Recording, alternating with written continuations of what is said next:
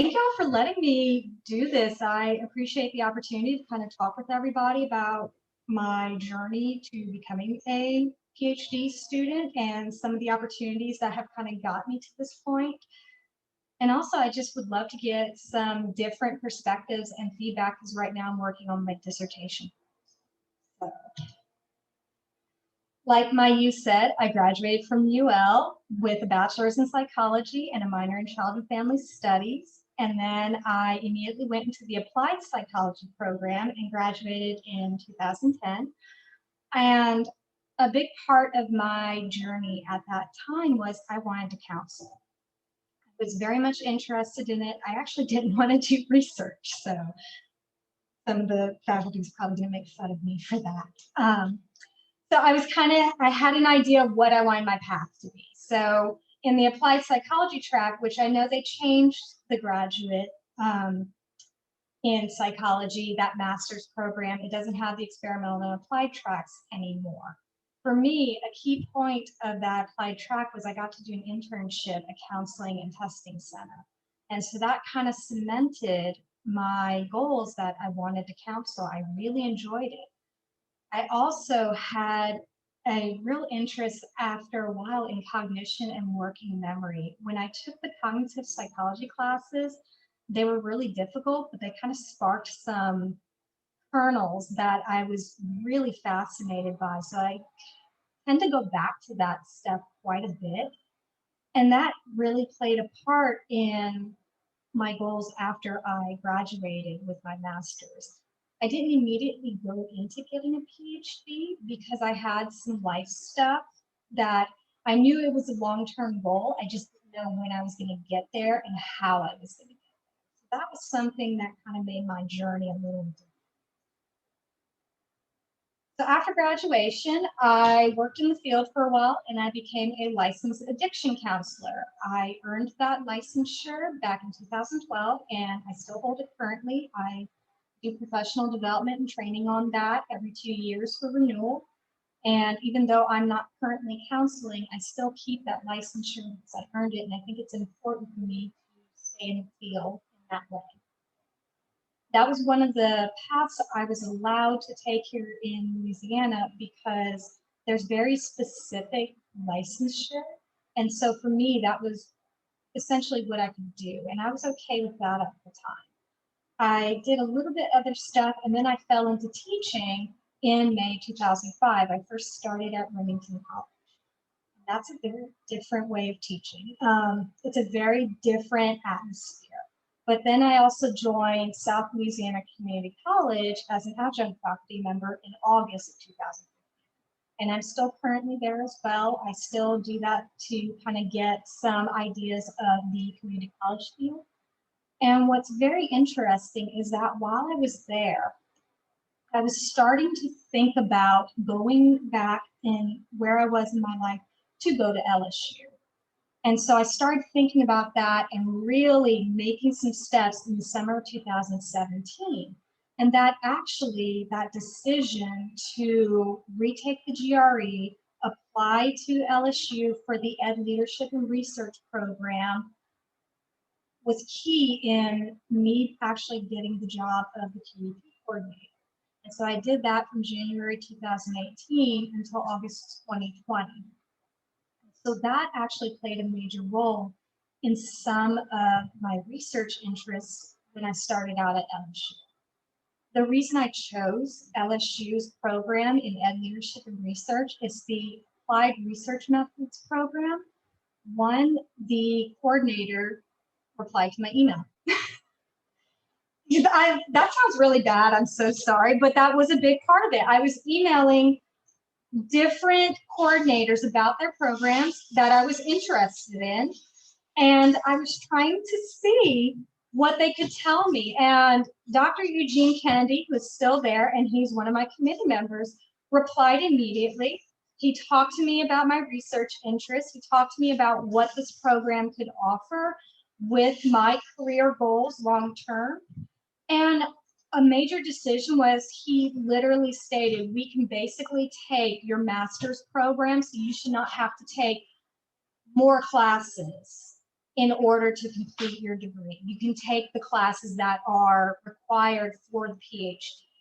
And that was part of why I chose that one rather than an LSU psychology, because they literally state in theirs, we may not take your classes from another university.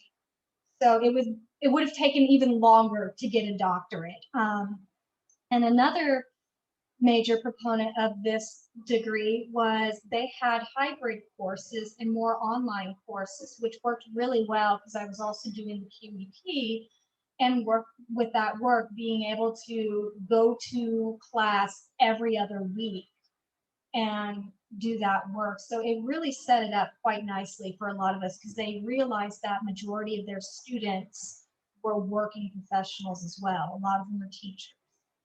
And I didn't do the curriculum and instruction program because the professor didn't get in touch with me, but a lot of my colleagues, the other students in those programs were either in the leadership or in curriculum and instruction or higher ed.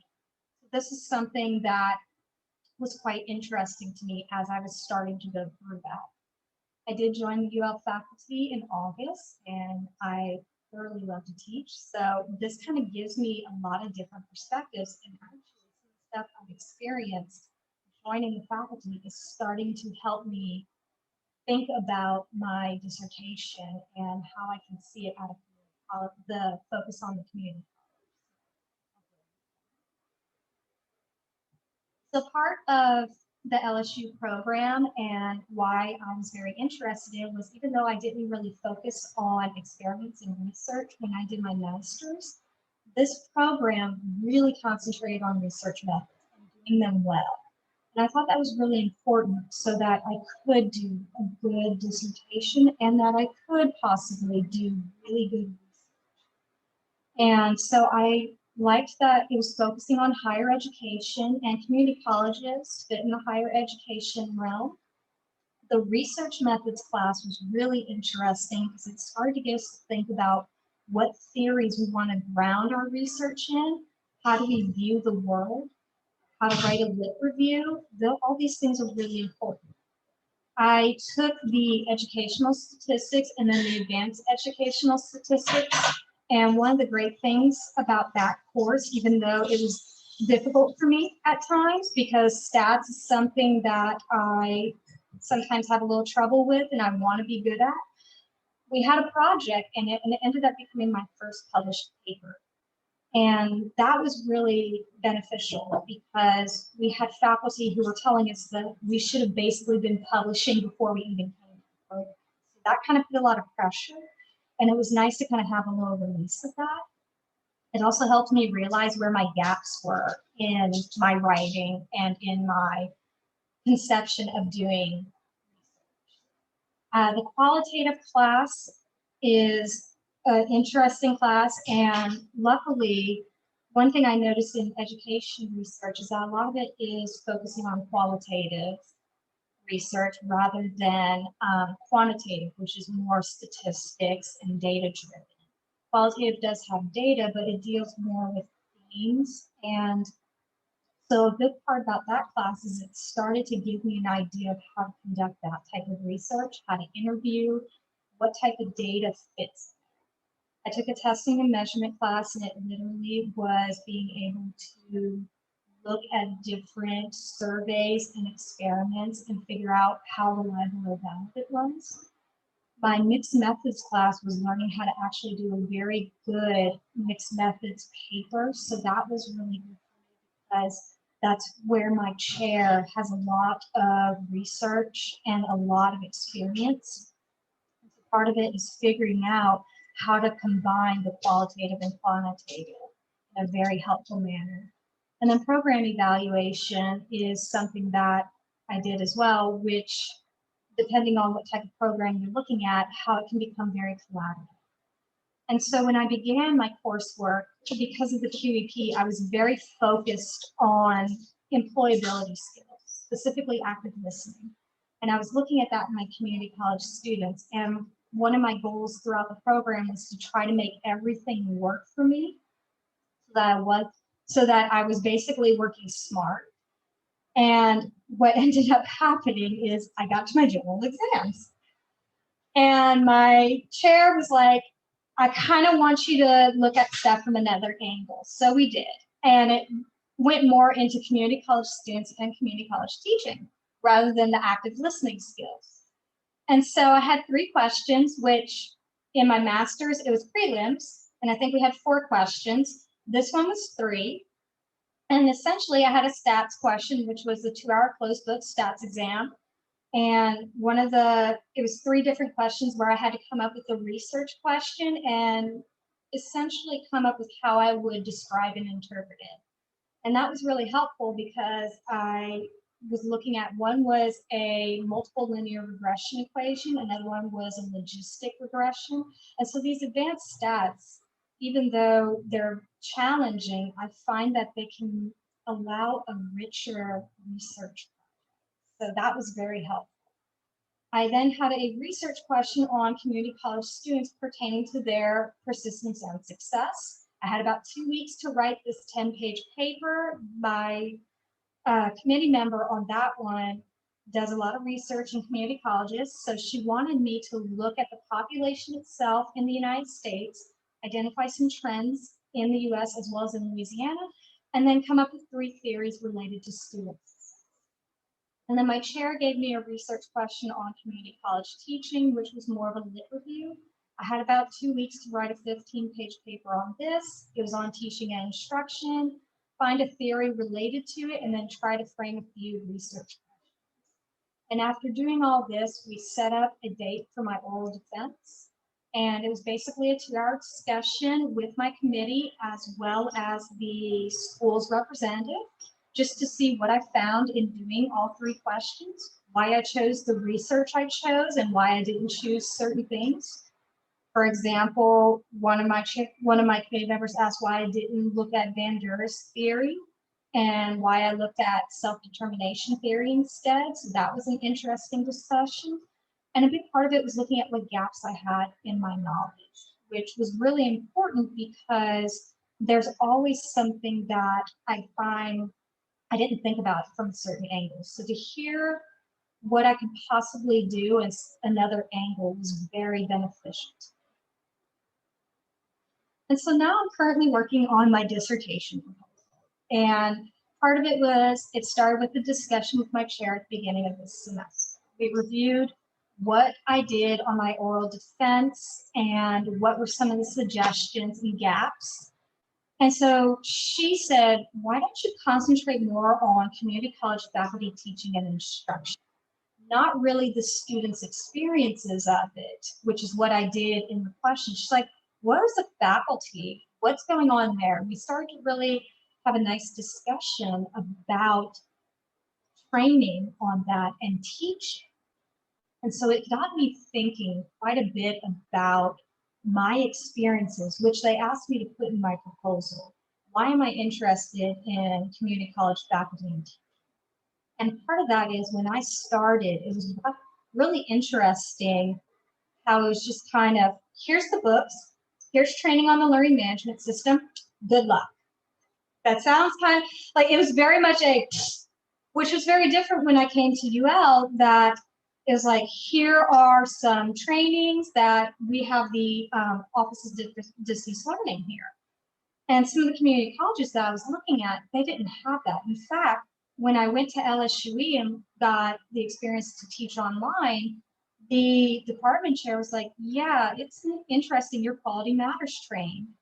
And that was something that actually gave me the opportunity to get that experience working. Was the fact I went through Quality Matters training on my own. It wasn't required. So I started to think about the research, some of the things I've experienced, and I started to think about teaching. And a lot of what I was seeing in the research is that for community college faculty, there's a major emphasis on teaching. They know their content area, they're going to have a very heavy teaching load. And so that means they're not doing research usually like we do at a university. They're more focused on teaching, and their service tends to be more, depending on the college culture, committees or community service, depending on what they're looking at.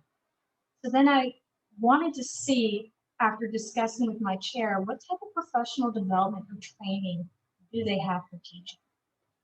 This also came out of COVID and going into the pandemic.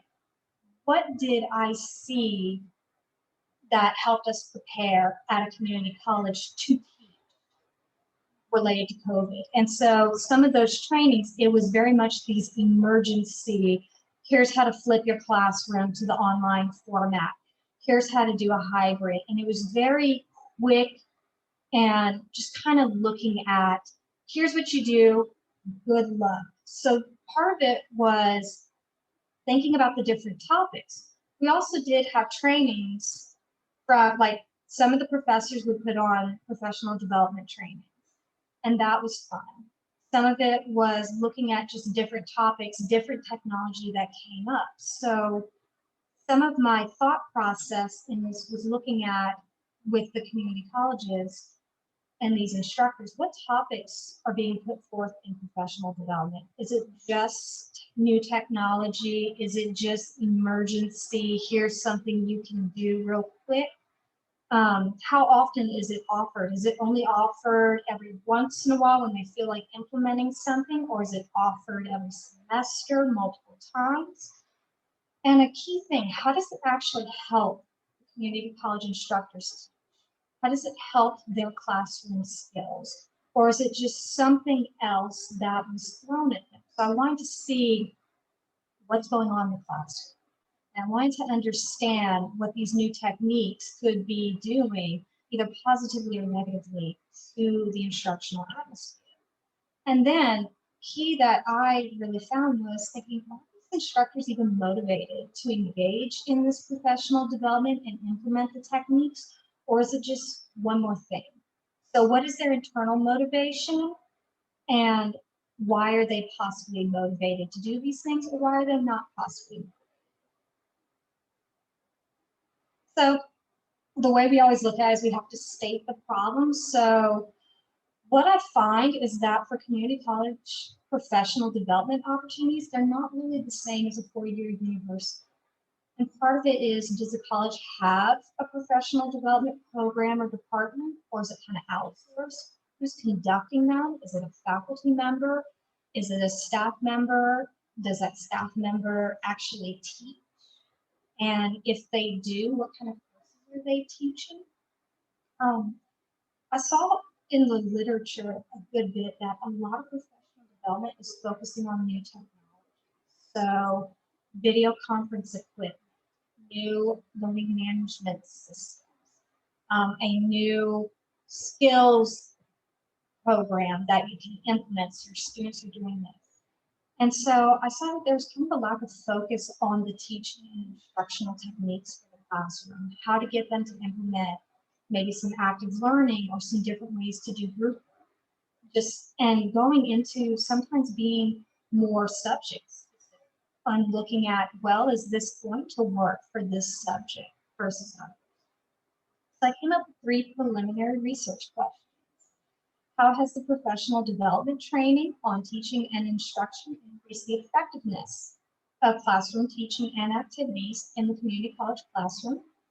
How has the community college faculty implemented the skills from trainings into their syllabi and courses? And how has funding improved community college faculty teaching? And so the idea is I wanted to see a little bit more deeply into what's going on with faculty, what skills are they already bringing to the table, and how are they doing these things or maybe not doing them, and how is this professional development helping them be better teachers to serve a changing population. So my lit review is broken down into 3 parts. The first one is I wanted to ground teaching and professional development in the cognitive evaluation. From my general exams, one of the theories I really liked. Oh, thank you, Amy. Thank you. So one of the things I really appreciate. One of the things from my general exam, I really, really like self-determination theory by Desi and Ryan. And they have a sub-theory that I got even more interested in. Cognitive evaluation theory. So I'm really excited. It's the idea, like, how does the individual think about why they want to complete a task? So for community college faculty, why do they want to teach? What is their intrinsic motivation to teach what they know? And then it comes into what's the effect of external rewards or external motivation on their internal motivation? So first we have to look at, is the task even meaningful for them? Is it appropriately challenging? And what I've seen in some of the research is that for community college faculty, yes, it is meaningful for them to teach. They enjoy it. They have an internal motivation to do that, and they feel pretty competent at their job. But what we find is that sometimes there's a demotivation. That's what's interesting about this theory. We're demotivated to complete a task. So, for instance, giving them money, praise, if you have them praise themselves or have others praise them for doing it. And that can kind of go into that professional development. And then finally, do they even feel that they have the autonomy and the freedom to engage and complete the task? Or are they basically being told they have to? And so one of the interesting gaps about this is I found quite a bit of research on community college students and their intrinsic motivation, but not the faculty. So I thought that was really fascinating as a way to look at that gap.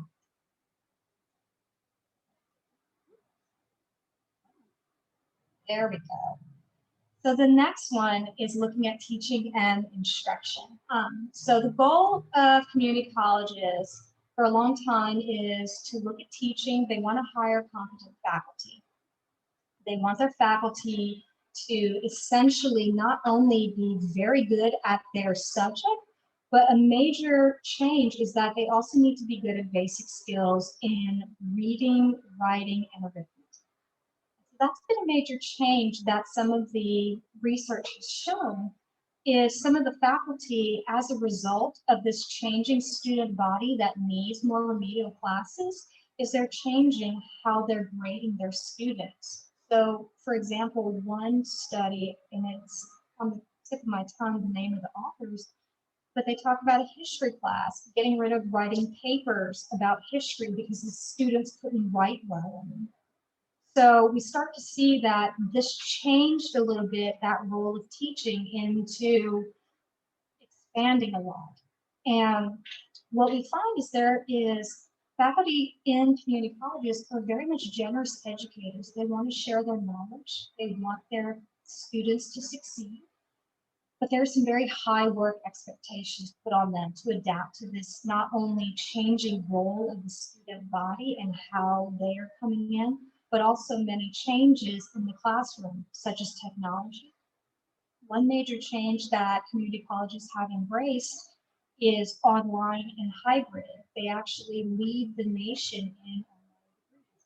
So a lot of faculty, that's been a major shift, something they've needed professional development and training. And so I also wanted to look at how are they adapting their teaching methods. So with active learning skills and technology, these were some of the papers I looked into, and getting them to look at, for example, I have right here, Kellum et al. Did a response card instruction. It was a psychology course, and the idea was to see if by implementing this response card, that could get the students more engaged to learn. With Glasgow, they looked at the use and attitudes towards computers. So were faculty actually using computers in their classroom? If they were, what were they doing? Was it presentations? Was it having students do different things interactively? And how are they continuing to evolve in that manner? And then Taylor and Levy looked at with online classes, what happens when you allow students to revise their assignments? How does that impact their schools? So these were really centered around how are faculty coming up with new ways to implement teaching, and how is it affecting their students in the long run? One of the major things I also read about was with Bickerstaff. She is a wonderful qualitative researcher out of CUNY in Columbia in New York. And so this one was a focus on this reformed curriculum called CUNY START. And this was a qualitative research paper where it was looking at remedial classes, and they were revamping how everything was being taught. And the focus of that was looking at what faculty wanted to know about. So how do they think about these different things? What are some of the barriers to implementing this reformed curriculum? One of the great questions was, as teacher asked, was how do we even know the students are learning? Because that's been a major problem with those students as they get out of those remedial classes, is are they continuing to struggle as they go through their community college? And so professional development, Kennedy pointed out that sometimes the issue with professional development is that it's just trying to solve a problem or just present more knowledge rather than understand faculty motivation and learning for their teaching. So one of the things we have to think about is if we want professional development to be successful, the context matters. We have to look at what conditions are appropriate and what characteristics are needed of what we can call professional learning community. So we have to take it where the community college faculty is actually part of this community, where it is a safe place for them to share ideas and try these things and give feedback to each other, practice. And that was one thing I noticed in some of the literature, was that faculty was participating in professional development because they were required to, but they weren't implementing it. And so Bickerstaff and Cormier in 2015 actually looked at some of those faculty questions when they were starting CUNY START, and a big part of it, how do we implement this? What are some of those teaching changes? How is it different from the way I taught? Again, key, does it enhance student learning? And one of the major factors they found out was, how does the experience of teaching that course play a role? And that was interesting because they pointed out that if you teach that class or course for one semester, then the next semester it's easy and you kind of know what to expect and you can expand that. And so there's a lot of feedback in place.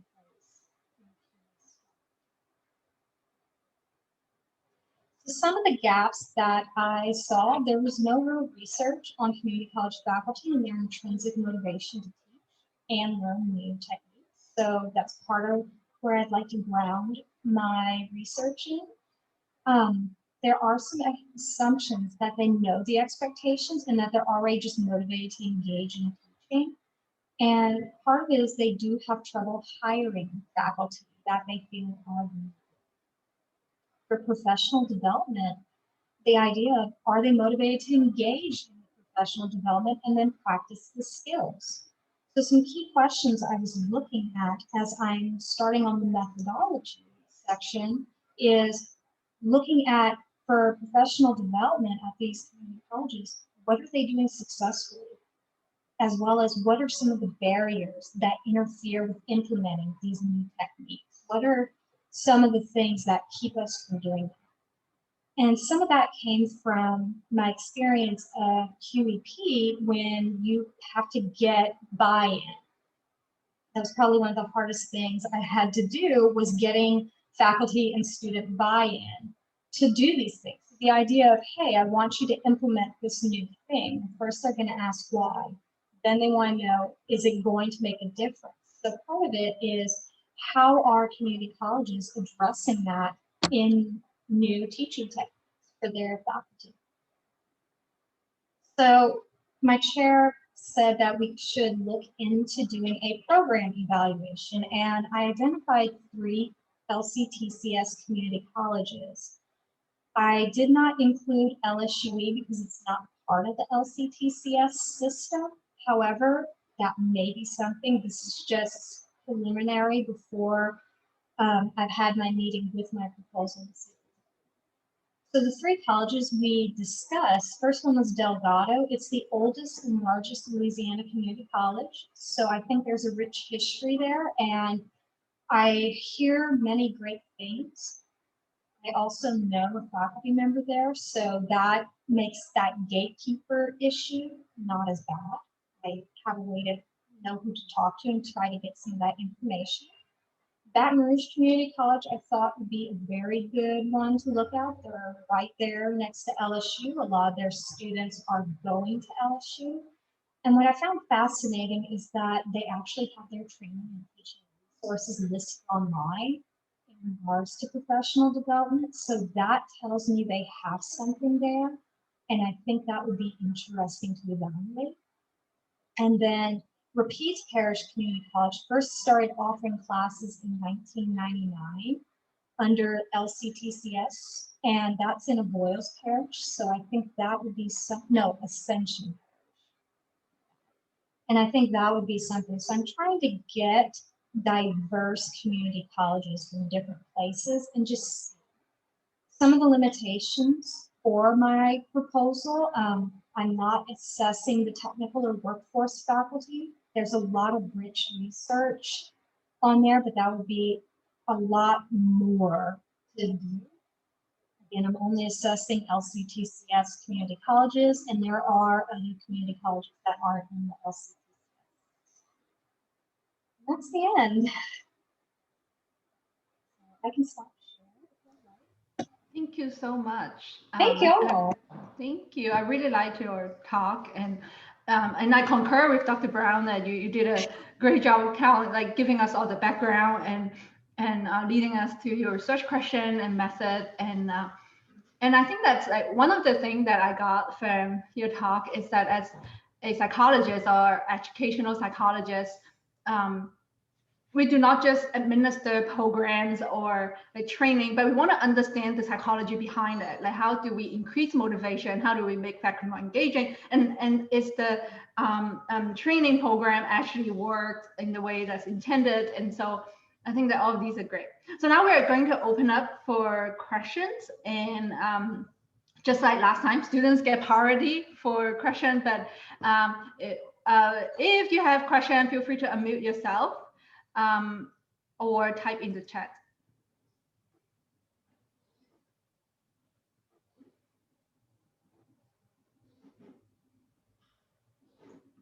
I did have a comment, if y'all could hear the cars. I find this research incredibly interesting as a previous community college student, because I have taken some, and I feel like the classes that I did take, I could see professional development really working, and then the more efficient it can become, that definitely benefit the students. Awesome. And that's really a big part of why I love teaching. I love teaching my students, and I've had some wonderful students at the community college who are like you. They come to university, they are doing so much. And so I just think, and again, the faculty are working really hard. So it's really fascinating to see all these different changes. I should have made a note to tell y'all, a lot of the stuff I learned to do really well actually came from the UL program. I really learned how to look at research and read it from Dr. Lynch. She taught us the window paper. If it was a really bad paper, it would get the window treatment and get thrown out. But the idea of being able to evaluate that stuff, and that's helped in my lit review, because then I don't spend as much time on stuff that's not going to help. So yeah, there's a lot of skills if you choose to, as a grad student, to go to a PhD program. There's a lot of skills in the grad program here that is going to really help you. And I noticed that with a lot of my classmates at LSU who didn't have that background. I could see those things. So that was interesting. Also, if any of you are interested, I do have an annotation template that one of my professors at LSU gave us, and it helps me when I read an article, this is how I know how to summarize it for a lit review or to put it, and it just kind of helps so you're not having to always go back to the article. So if any of y'all are interested, I can share the file. It's a pretty easy Word template. But Cameron, I'm glad that that helped out. That I appreciate it. Thank you. Yes. Yeah. Do y'all want me to just, let's see, file. Let me go to here.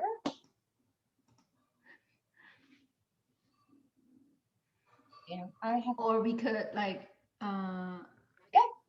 yeah. If you have a share link, I think we can. Oh, great, great, great. We do. So Yep. for those of you who are interested in the template, it's Yeah. in the chat. And I was lucky. I had again, my LSU professors, some of them were absolutely amazing. And the one who shared this with us, that was my first class at LSU. And she's just phenomenal. She has previous students still email her who are in academia like, hey, I need this annotation template. Hey, you taught me this stuff. So that it's a good little way to where you're not always stuck, because writing is hard. And one of the things I've learned in doctoral studies is to make writing a habit, not wait till the last minute to write. Try to do a little bit each day. Yes, you're welcome. I am glad to help. And if y'all would like to also see, I do have my lit review outline, how I've been kind of trying to keep everything in order as I write. If y'all would like to see, I can share that. It's just a little Word document I came up with. Some people use a concept map. That never worked for me. So if y'all would like to see, let me share that.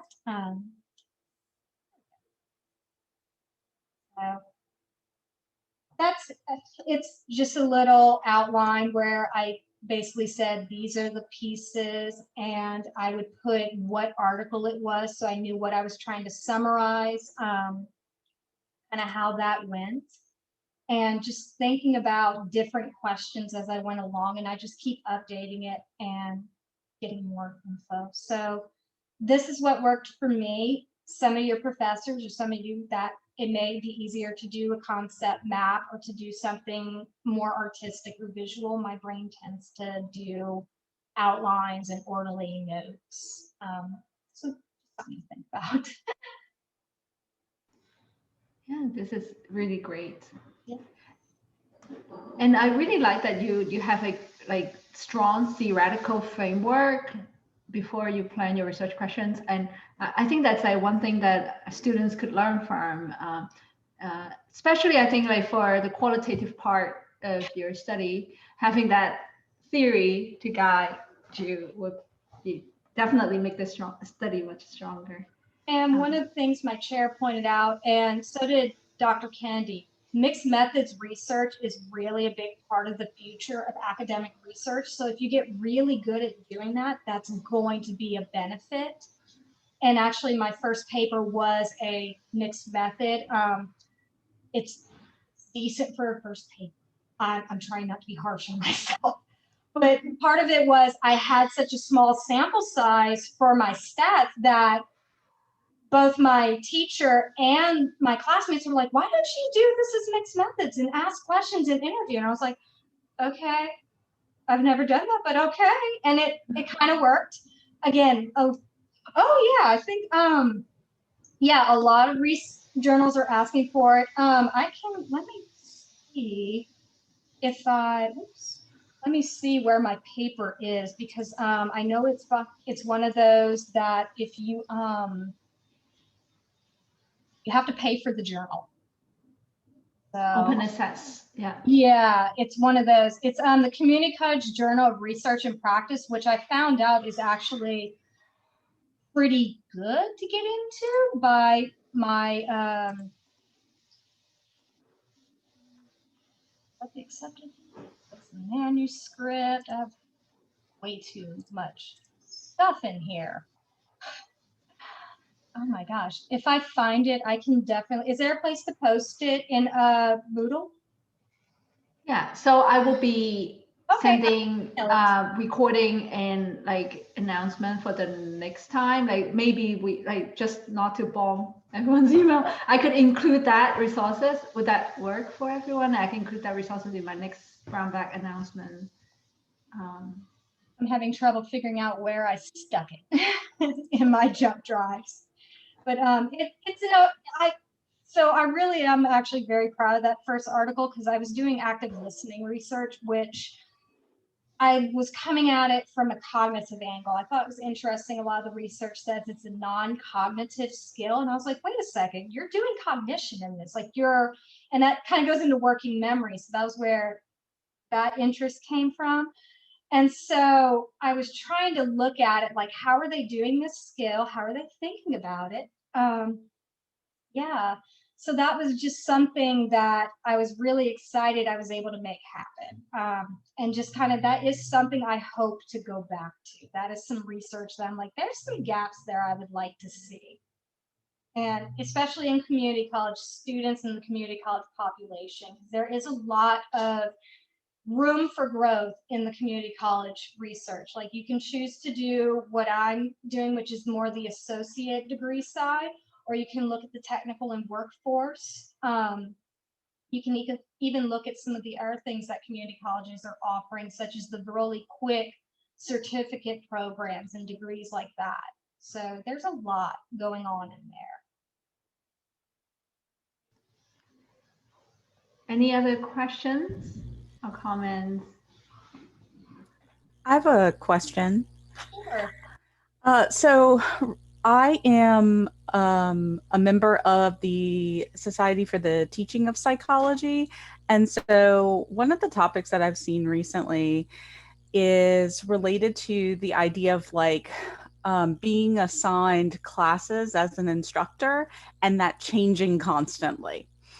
And I don't know if you've come across that in your literature, and whether that is like something of interest, you know, or any way related to your research. So that would be interesting to look into. One of the main things I'm seeing in the literature that's been a problem for the past 20 to 30 years in community colleges, and this is also something we see in four-year universities, is that they're hiring less and less full-time and they're relying more and more on adjuncts. So I know when I first started, I think it was in 2016, one of the vice chancellors actually told us about 60% of community college faculty are adjuncts. And that's hard because a lot of times what ends up happening is you're getting whatever the full-time faculty didn't want.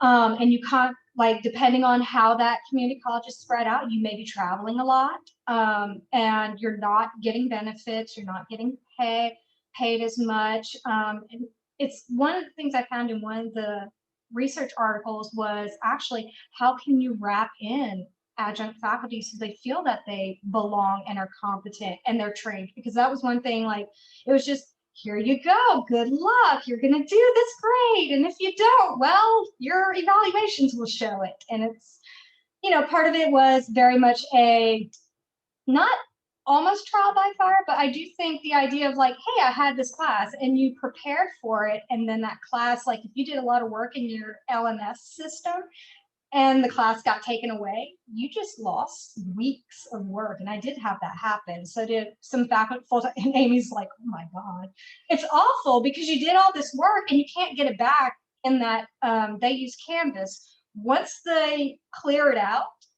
it's gone unless you saved that Canvas class, which I've gotten into the habit, Moodle and Canvas, just saving a copy of the class.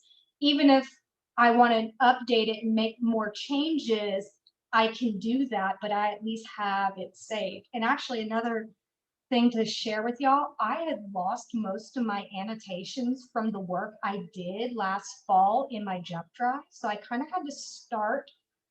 It sucked. Back up your stuff in multiple places. And this was right before I was going to talk to my chair at the beginning of the semester. And I was like, I can't. So I lost quite a few annotations and articles, but it actually is a blessing in disguise because it gave me, I started searching in other ways. And yeah, but I don't know if there's a lot of research on that changing. So Brooke, my question is, do they change it right before classes start? I think the comments that I've seen suggest both happen, that it's just sort of a, you know, it's constantly sort of changing for people, and also that sometimes it changes right before the semester starts. And I think I see a lot more of that when the semester starts and people start posting about like, I just got this class, help, and so they're seeking other, resources from people who have maybe taught that class before when they have never taught that class and they just received it and classes start next week. Yeah. And that, yeah, so there is, I haven't seen it in the literature, but I'm sure I could find something. If you email it to me, I'd be happy to find a couple articles. But yeah, that is a frustration, because I've known some people, it's like, I haven't taught this class, and so they feel like they're constantly playing catch up, and the students know, they figure it out real fast. And so that can be really hard for teaching and feeling like you're competent and motivated to do well, if you're constantly trying to stay ahead. Yeah, and I think that's sort of the connection I was potentially seeing, is just how that might affect someone's motivation.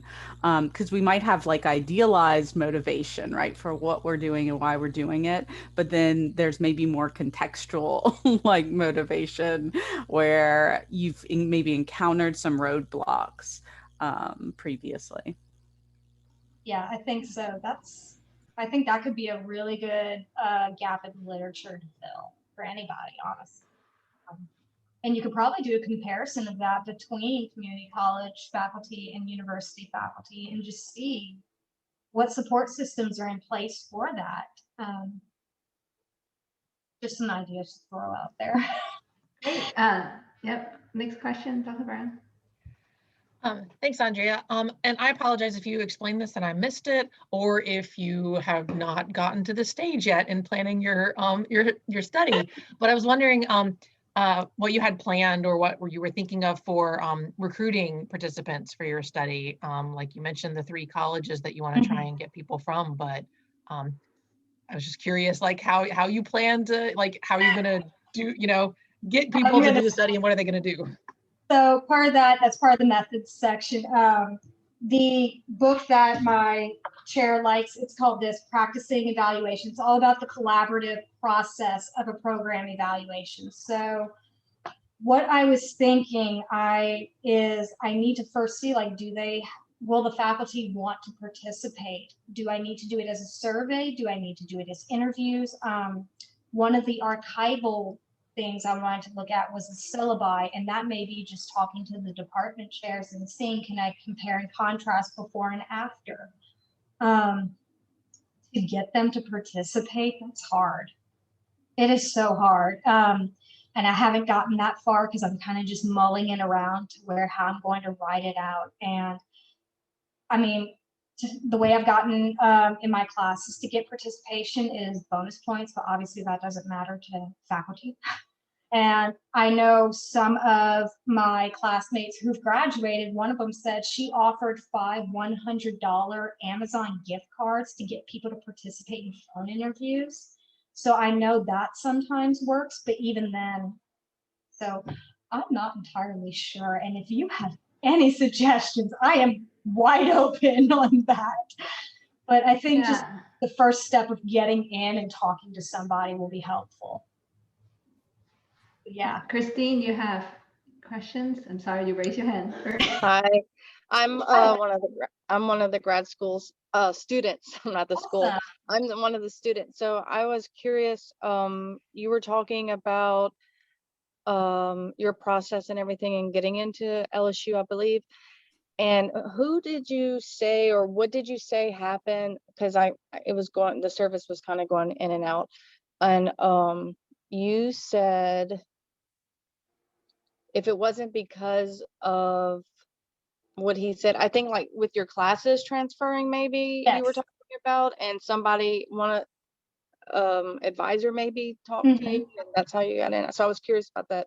Sure. So first of all, during that summer, I was like, I want to go back and I want to get my doctorate. I'm in a place now I can do this. So I started looking at different programs, and I was like, okay, I'm interested in educational psychology, but LSU doesn't have that. They have that kind of fits. I also looked at, I checked to see if UNO's developmental psychology program did online. They didn't. But what really worked was that when I spoke to Dr. Kennedy, and he looked at my transcripts, and he's like, you have to have, with the hours you're taking, in the doctoral program, I think it's a total of 90 hours, or like there's so many hours you have to take. And so part of it was they looked at what I had, and literally they only didn't take one class that I took from. So they literally took everything. I didn't have to take all these extra classes in the area where you could declare a minor or stuff that went to your research interest. So that played a role because that meant I didn't have to stay in school as long.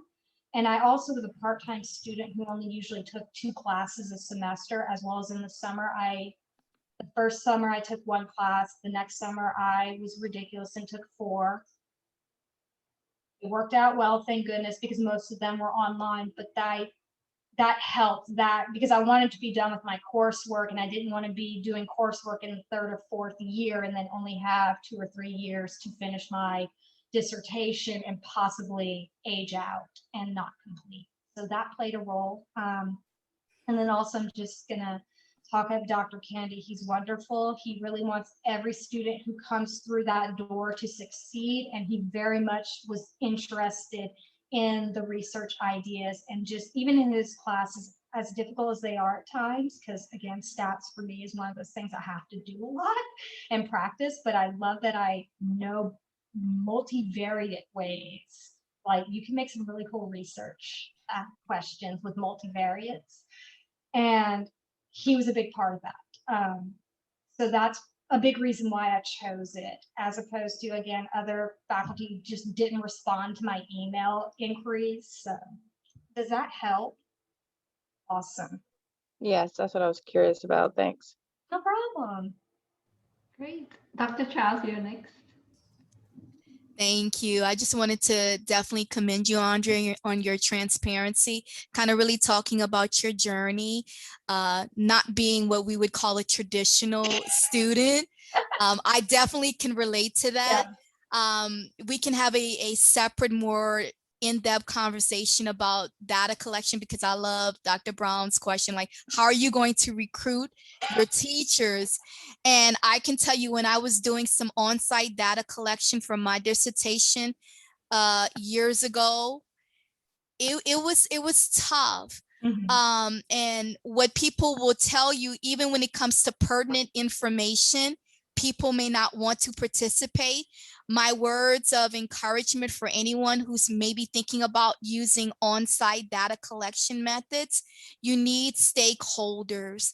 And I think if you present the rationale, the purpose, the passion behind your study, I think you're gonna get buy-in when you talk about, hey, look what's happening with adjuncts, and look at how I became a great candidate for hire because of some of the extra stuff I actually did on my own.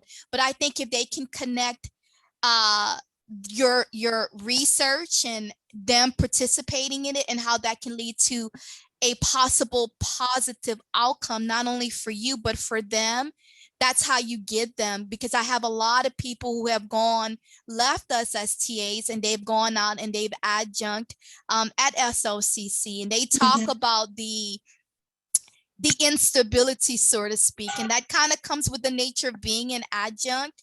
And if you look at the research regarding that, your membership with a group definitely will impact your motivation. So if you know there's a possibility I won't get a class, it's tough to really be motivated and to prepare.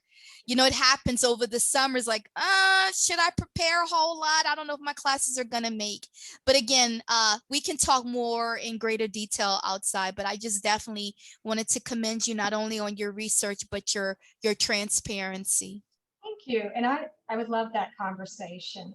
That'll be really beneficial. And yes, I do agree. We get a lot of, like, I had some adjuncts ask me, how did you get the QEP? And I was like, well, I kept putting myself out there. I was going to Faculty Senate. I went to those professional developments that other faculty put on. I actually did some with some of the faculty that are there full time. So I really started to make some wonderful relationships with people.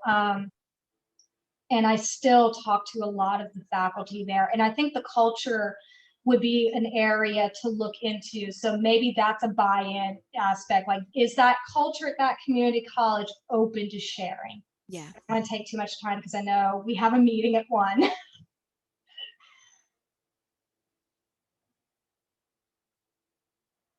Okay, that's a good suggestion, Val. Let me write that down. Yeah, great suggestion. And any other last comment? We can probably take like one for last comment or applause, if anyone. That's it. And yeah, we do have a meeting at 1. Okay, so if not, then thank you, Andrea. It was a great talk, and I think it's I've recorded it, so I will share it with the psychology student. I think they will benefit from it a lot. Sure, I'll be happy to share. I'll send that to Mayu as well. And if y'all have questions or you